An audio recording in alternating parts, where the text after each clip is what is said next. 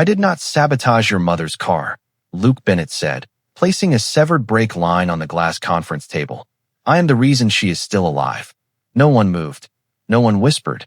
Even the city traffic 40 floors below seemed to disappear beneath the silence that followed. Luke stood alone at the far end of the boardroom, wearing a faded work jacket with a dark streak of motor oil across one sleeve. Around him sat 12 executives in tailored suits, their faces polished by money, caution, and the quiet certainty that men like Luke did not belong in rooms like this. On the wall behind them, a security image showed Luke leaning beneath the hood of an old silver Buick. Graham Pierce, the company's chief operating officer, rose slowly from his chair. "You touched the brakes. I repaired them. Then why did they fail again?" Luke looked at him without anger. "That is the question you should be asking." 3 sharp voices. 3 accusations. Then the room slowed. Rain tapped against the floor-to-ceiling windows. The air smelled faintly of coffee, leather, and the cold metal Luke had carried in his pocket all morning. At the head of the table sat Natalie Ellison, the 36-year-old chief executive officer of Ellison Mobility Group. Her dark blue suit was flawless. Her posture was still, but one hand remained closed around the silver fountain pen her mother had given her years earlier. "My mother is in the hospital," Natalie said. Her voice was controlled, but grief lived beneath every word. "You were the last person to work on her car." Luke nodded once. "Yes, ma'am. And you charged her nothing. She did not have enough cash." Graham gave a humorless laugh. "How convenient. A struggling mechanic helps a wealthy woman for free, then suddenly appears with evidence of a crime." Luke turned toward him. "I did not know she was wealthy. You expect us to believe that?" "I do not need you to believe anything yet." The executives shifted in their chairs. Natalie studied the man before her. He was not nervous. He was not pleading. He looked tired, the way men looked after carrying too much for too many years, but his eyes remained steady.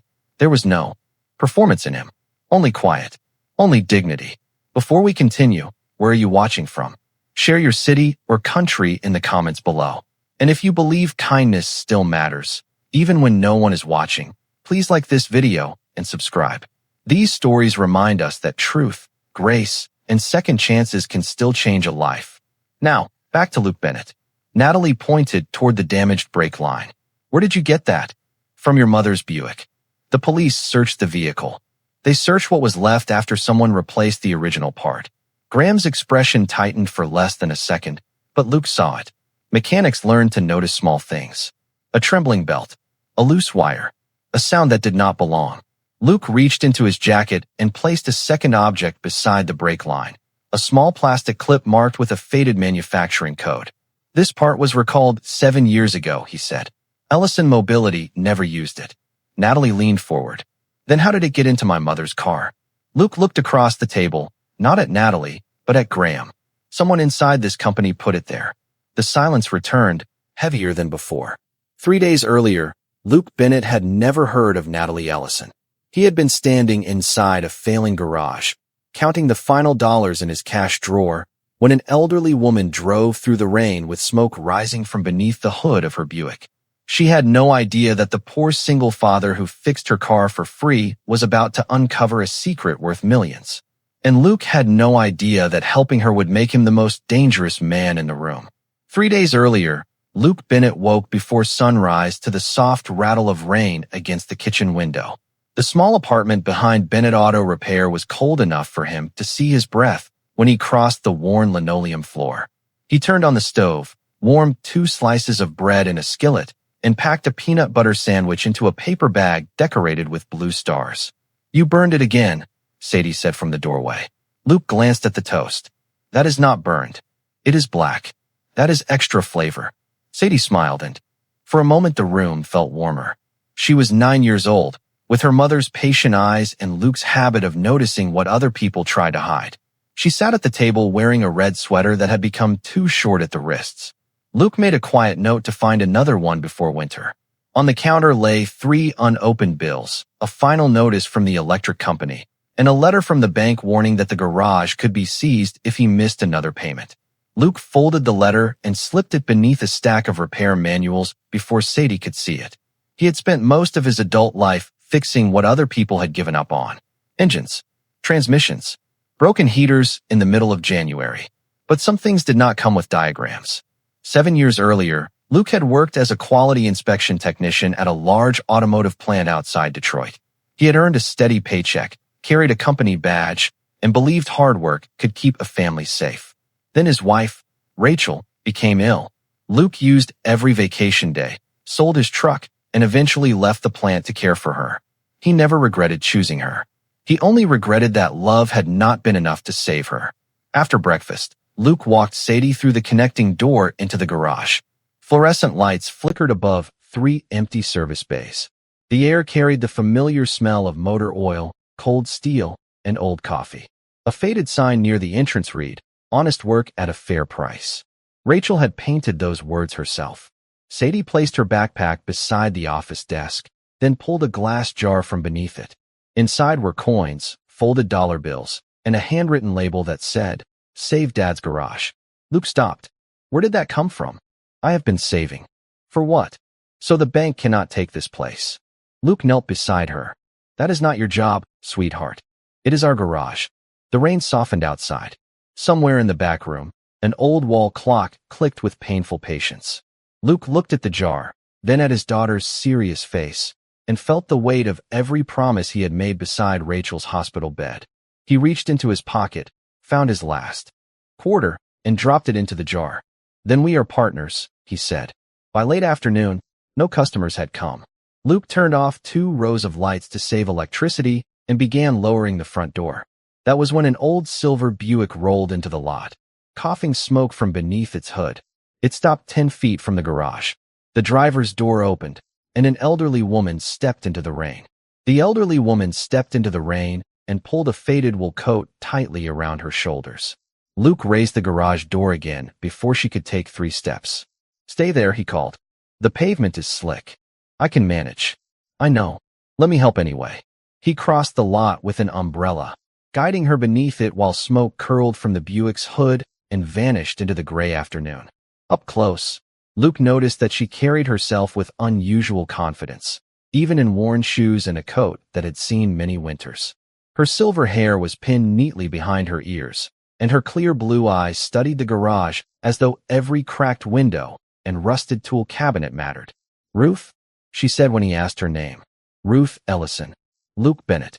He opened the passenger door for her. "My daughter is inside. She will keep you warm." Sadie looked up from her homework as they entered.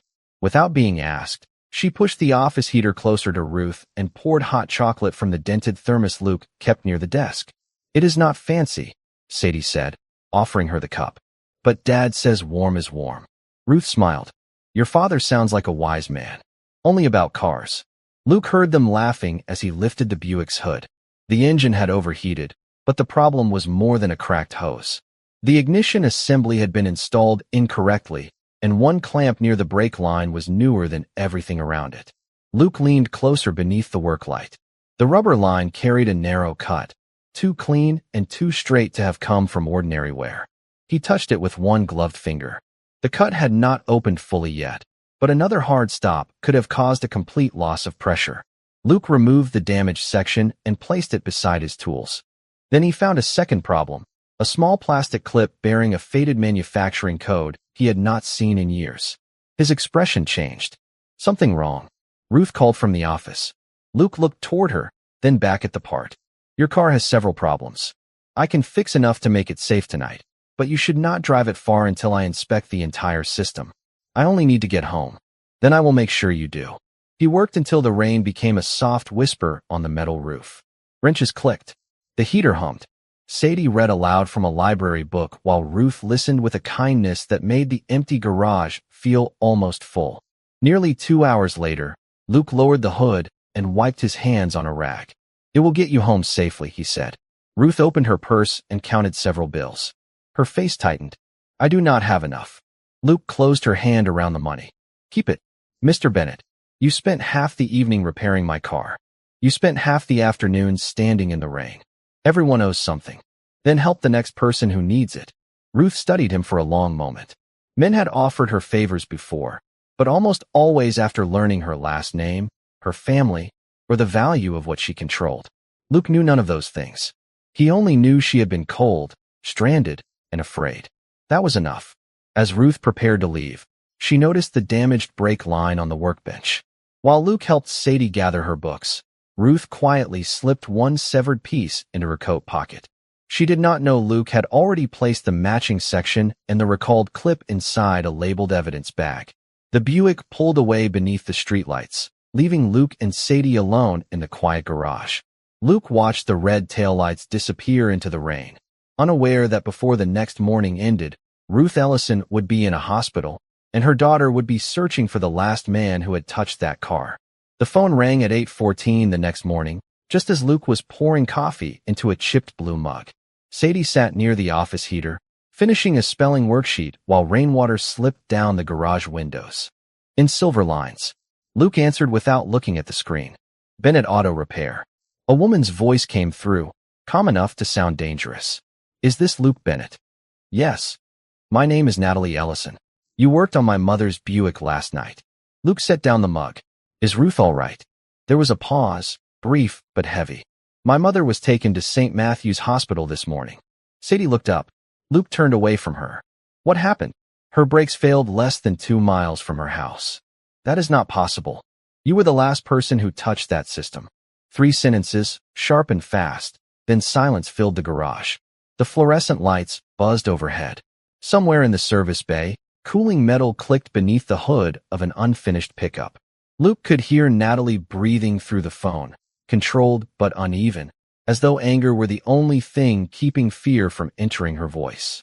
I replaced a damaged section, he said. I tested the pressure twice. The brakes were holding when she left. Then explain why they failed. I cannot explain it without seeing the car. You will have that opportunity. Luke glanced through the office window and saw a black sedan pull into the lot.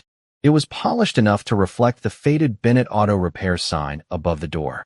A man in a charcoal overcoat stepped out and opened an umbrella. There is someone outside, Luke said. He will bring you to our headquarters. I have work here. You have questions to answer here. Natalie ended the call. Sadie watched Luke place the receiver down. Is the lady from yesterday hurt? She is in the hospital. Because of the car? Luke looked toward the workbench where the labeled evidence bag rested beneath a folded shop towel. That is what they think. Sadie's face tightened. Do they think you did something bad? Luke crossed the office and knelt in front of her. He straightened the collar of her sweater the way he did every morning before school. People have a right to be afraid when someone they love gets hurt. But they do not have a right to blame you. No, he said gently. They do not have a right to change the truth. The man from the sedan entered without knocking. He introduced himself as Daniel Mercer, corporate security for Ellison Mobility Group. His eyes moved across the empty service bays, the overdue notice half hidden beneath the repair manuals, and the glass jar labeled Save Dad's Garage. He did not comment on any of it. Mr. Bennett, Ms. Ellison expects you immediately. Luke picked up the evidence bag and slipped it into the inside pocket of his work jacket. He asked the owner of the diner next door to watch Sadie until he returned, then followed Mercer into the rain. 40 minutes later, the sedan stopped beneath a glass tower in downtown Detroit. Luke stepped into a lobby of marble floors, silent elevators, and people who looked at the oil on his sleeves before they looked at his face. On the 42nd floor, Natalie Ellison waited beside a conference table. A paused security video glowed on the wall behind her. It showed Luke bending beneath Ruth's Buick, his hand reaching toward the brake line. This footage came from the camera across from your garage, Natalie said. Graham Pierce stood beside her with a folder pressed against his chest. It clearly shows you opening the braking system. Luke studied the image. The angle was distant. The timestamp skipped forward. 17 minutes were missing. He reached into his jacket, but Graham raised one hand. Before you produce whatever story you prepared, understand that this company has attorneys, investigators, and resources you cannot imagine. Luke placed the evidence bag on the glass table anyway. Then imagine why someone removed 17 minutes from your video.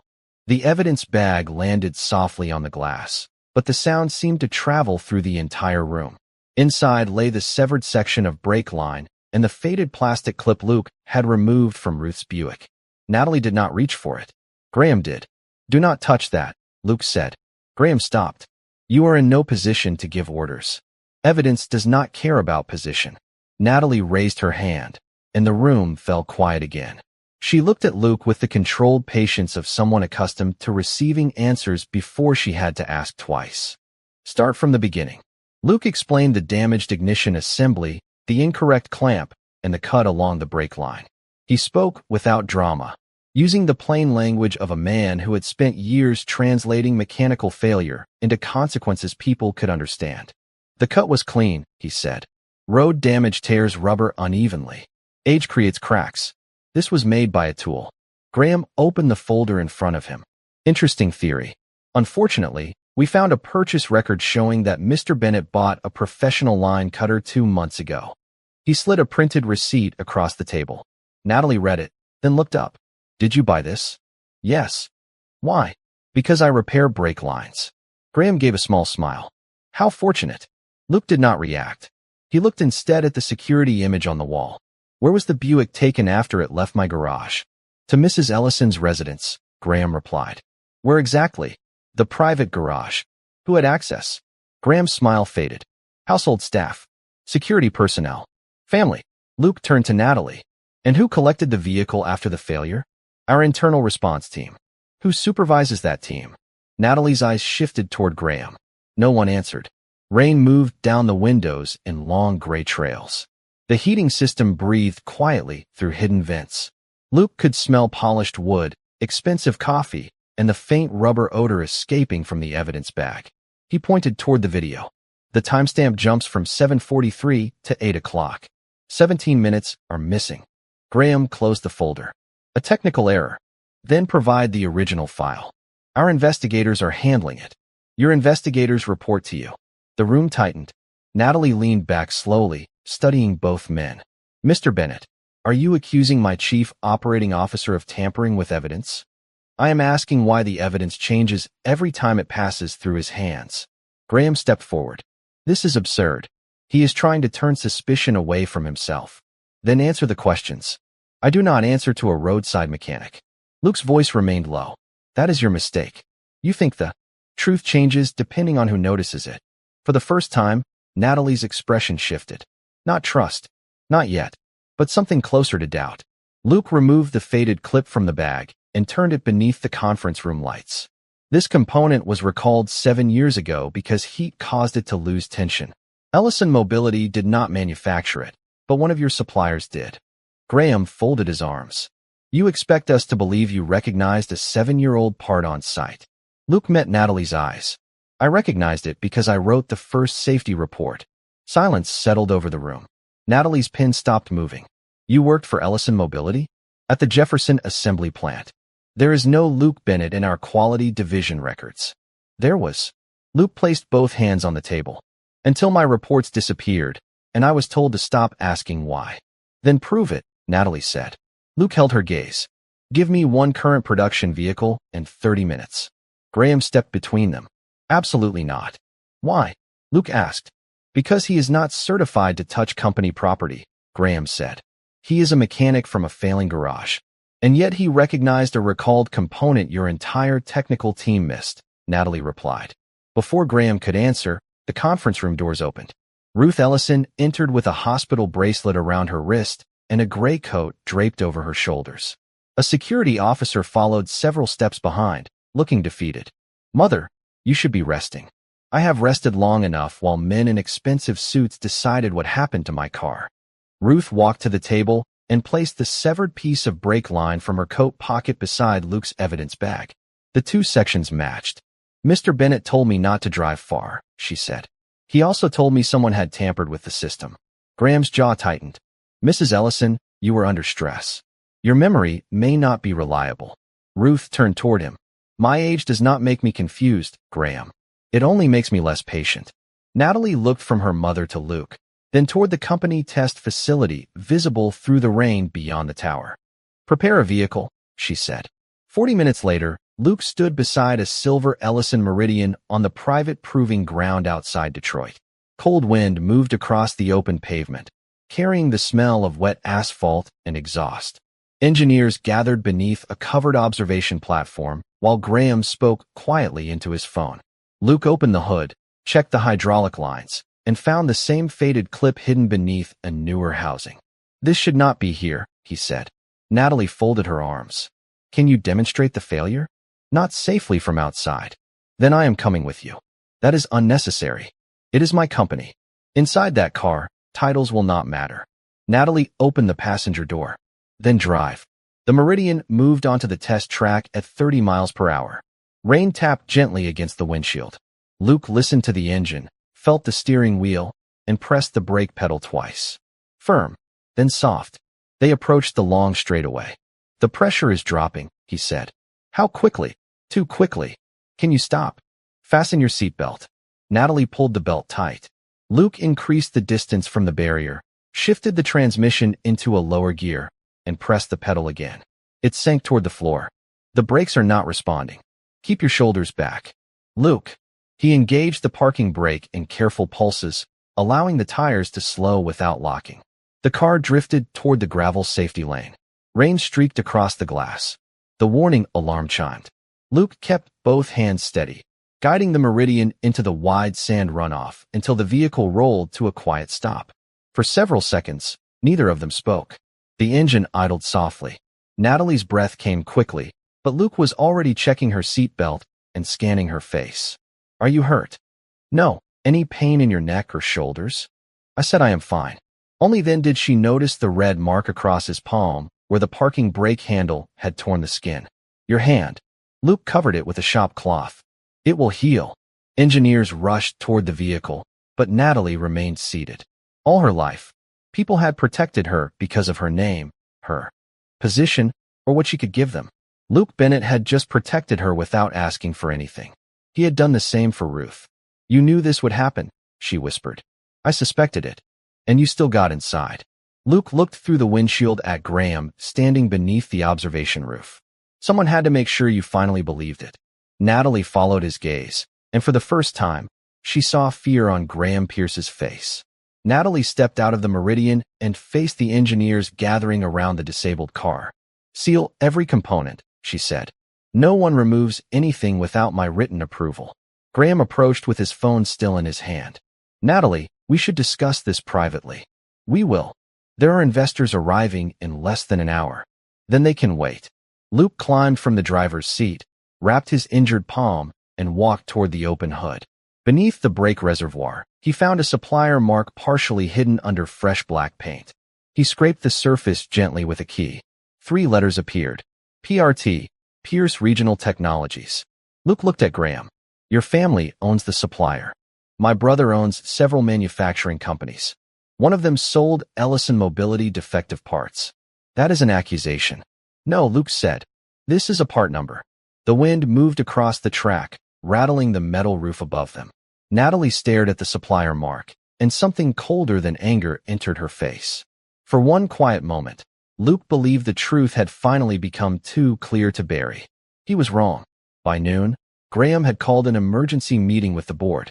By 1 o'clock, a shortened security video appeared online showing Luke working beneath Ruth's Buick, followed by images of the failed brakes. The missing 17 minutes were never mentioned. The headline called him a desperate mechanic seeking a corporate payout. At 2:15, Luke received a message from his landlord informing him that Ellison Mobility had suspended every fleet repair contract connected to Bennett Auto Repair. At 3, a county family services representative called to ask whether Sadie was living in a financially unstable workplace. Graham had not attacked Luke's evidence. He had attacked everything Luke was trying to protect. Natalie found Luke in the executive hallway, standing beneath lights too bright to feel warm. The board wants you removed from the property, she said. And what do you want? I need time. My daughter does not have time for strangers to question whether she is safe with me. I did not authorize that. But you are allowing the people who did. Natalie lowered her voice.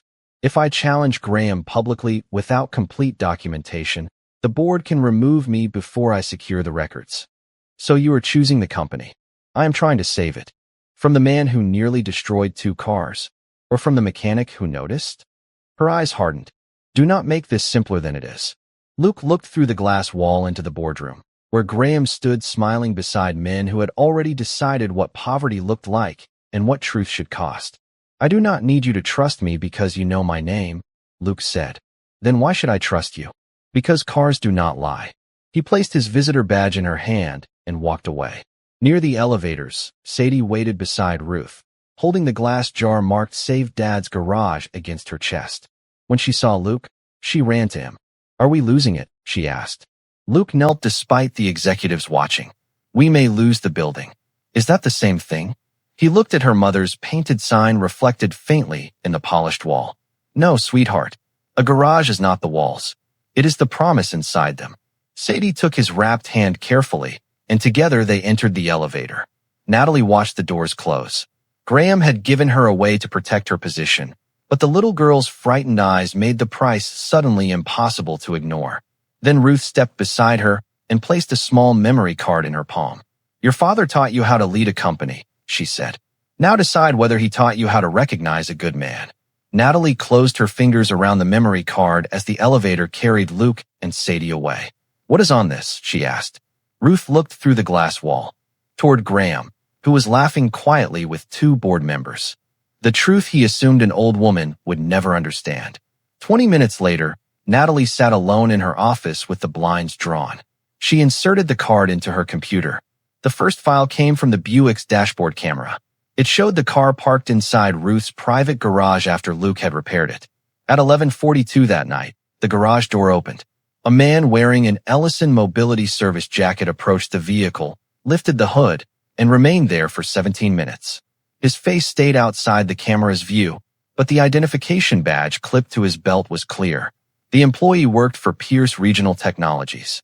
The second file was an audio recording. Graham's voice filled the office. "Sign the voting transfer, Ruth. You are no longer in a position to protect this company." Ruth answered calmly. "And if I refuse? Then the board will decide you are no longer competent to make that choice." Natalie listened twice. On the third time, she stopped hearing a trusted executive and began hearing the machinery of betrayal. The following morning, the board gathered to approve the sale of Ellison Mobility. Graham stood near the screen with a prepared statement blaming Luke for the brake failures, the negative publicity, and the collapse in investor confidence. "Mr. Bennett exploited Mrs. Ellison's vulnerability," he said. "He created a crisis, then presented himself as the solution." The doors opened behind him. Ruth entered first.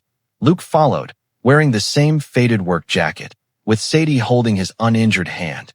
Graham's confidence faltered. "They are not authorized to be here." Natalie rose from her chair. "They are here at my request." "Natalie, this meeting concerns the survival of the company." "Exactly." Ruth placed a brown paper bag on the table. From it, she removed the original brake line, the recalled clip, and Luke's inspection notes. Luke added an old black notebook bearing the faded emblem of the Jefferson assembly plant. Page after page contained dates, component codes, pressure readings, and warnings he had filed 7 years earlier. Each warning matched a defect found in the current vehicles. Graham shook his head. "Handwritten notes prove nothing." "Then perhaps the company records will," Natalie said. The screen behind him changed. Purchase orders appeared, showing millions of dollars paid to Pierce Regional Technologies for unapproved parts. Then came the missing video. Then the recording. Graham's own voice settled over the boardroom. No one interrupted it. No one looked away. When the audio ended, Natalie faced the directors. "The man you called an opportunist repaired my mother's car without asking who she was." She looked at Luke. "The man you called a liar risked his own safety to prove our vehicles were defective." Then she turned to Graham. "And the man we paid to protect this company tried to bury the truth beneath contracts, threats, and a child's fear." Corporate security entered quietly. Graham opened his mouth, but no defense came. For the first time, the polished boardroom had nothing to offer him. No title, no applause, no place to hide. As he was escorted out, the room remained completely silent. Luke did not smile. He did not celebrate. He simply knelt beside Sadie as she whispered, "Do they believe you now?" Luke looked at the executives who had once refused to see him. They believed the evidence. Ruth rested a hand on his shoulder. "No," she said softly. "They finally understand the man who protected it." The silence in the boardroom did not break when Graham Pierce was escorted away. It changed. The room no longer belonged to titles, polished shoes, or people who believed power made them untouchable. It belonged to the truth. Luke remained beside Sadie, one hand resting gently on her shoulder, while Natalie gathered the damaged brake line, the old inspection notebook, and every document that had nearly disappeared beneath fear. In the weeks that followed, Ellison Mobility recalled the affected vehicles, reopened Luke's original safety reports, and created a compensation fund for customers whose trust had been put at risk. Graham and several associates faced formal investigation, while the board released a public statement clearing Luke's name. The same news stations that had called him desperate now described him as the mechanic who protected thousands of families. Luke watched none of the interviews. He had a broken heater